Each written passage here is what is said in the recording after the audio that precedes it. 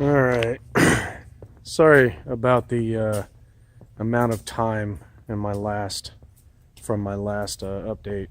I I tore my bicep tendon off the bone a couple months ago at the gym. My brain thinks my 45-year-old body is still 23, so I've been recovering from that. So I haven't got a whole lot of physical work done on the Jeep, but I did get I got the axles completely redone. They are ready to install.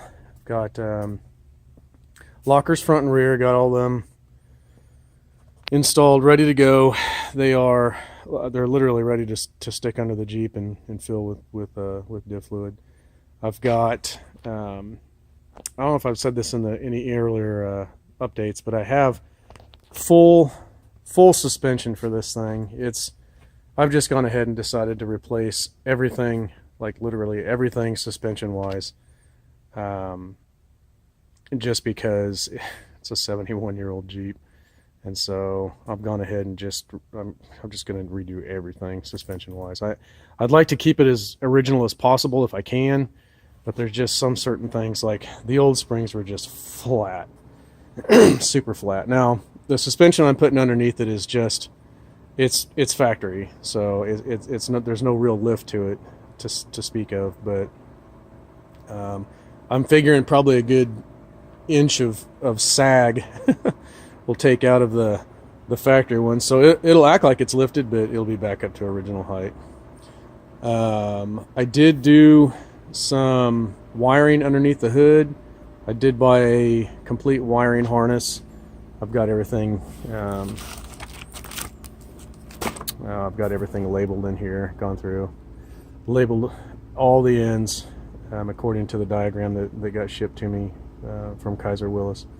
Really detailed instructions. Very happy with not just the actual kit itself, but just the instructions as well. It's been pretty painless. I've started some under the hood and then blew out my bicep, so I'm still in recovery mode. I've got some use of the arm, but it's slow. Anyways, so real quick update. Axles are ready to go in.